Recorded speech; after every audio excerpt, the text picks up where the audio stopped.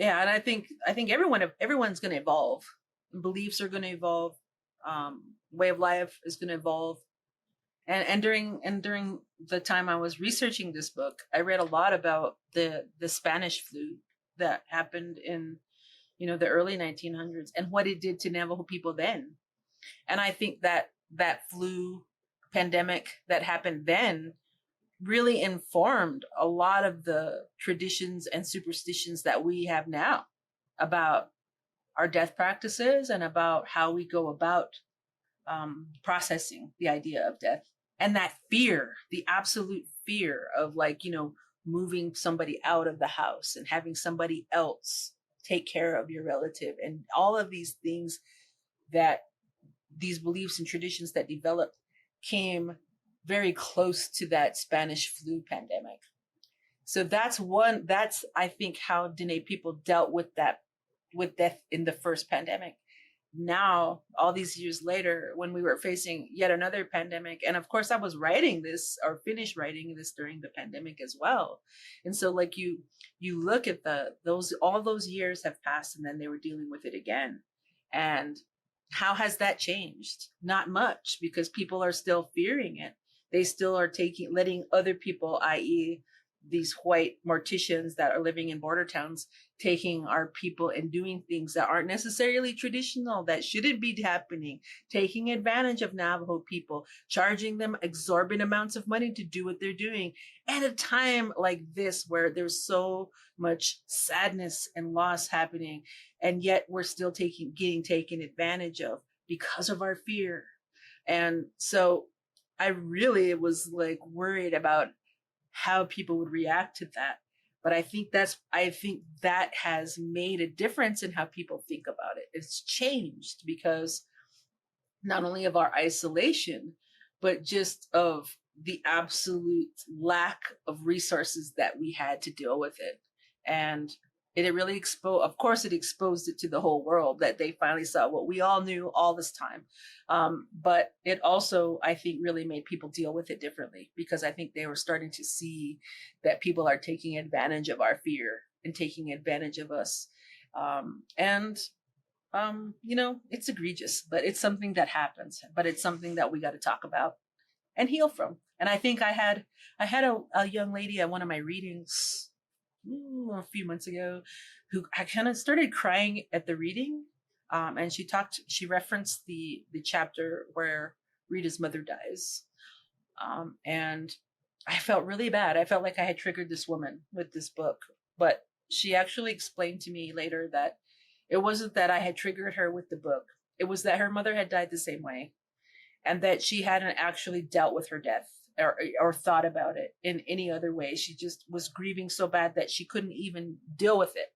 So when she came to that part of the book and she came to that chapter, she couldn't read it. She said, at first I couldn't read it. I had to stop reading. When I started to see what was going on, I stopped, because it was making me upset. But I came back to it and I finished it, and I finished the rest of the book.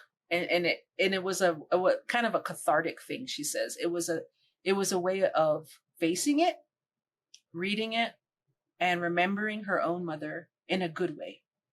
And I guess it prompted good memories for her, to be able to remember the good things about her mom, and not just remember the bad part where she passed away, but remember other things.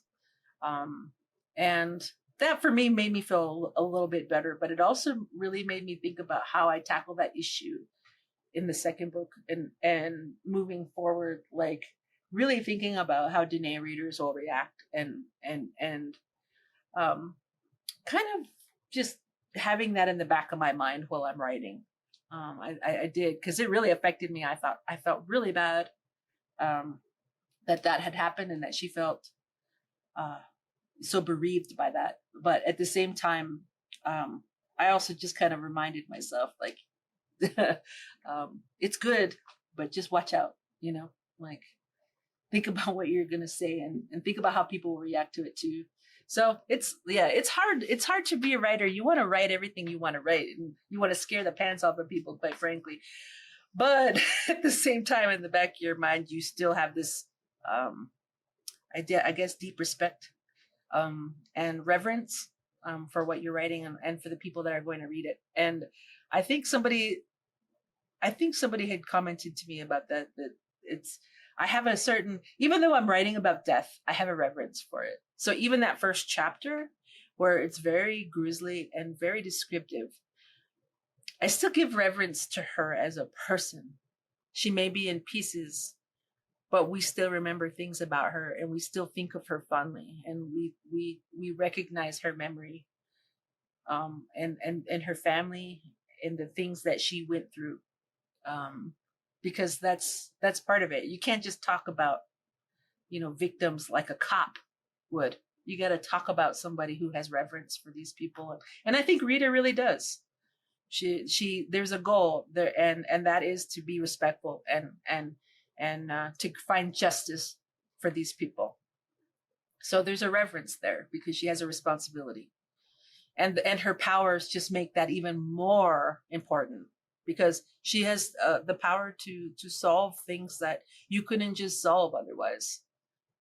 And so so she's got a huge, not only reverence for these people, but also she's kind of got to take them care of them, and push them into the next world a little bit. Like, she kind of tells people, yeah, you're dead, so it's okay, you can go, you know but yeah, it's kind of, it's an intense thing to write about. I'm not gonna lie. I'm ready to, after this series is done, I'm ready to write a fun book.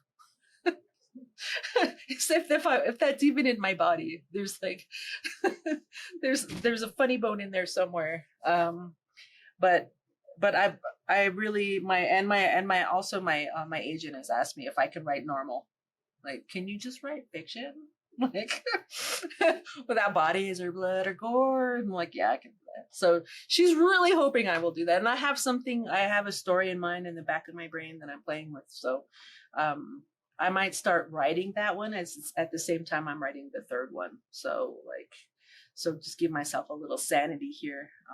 But I'm also making that film, which is trauma ridden. So it's intense.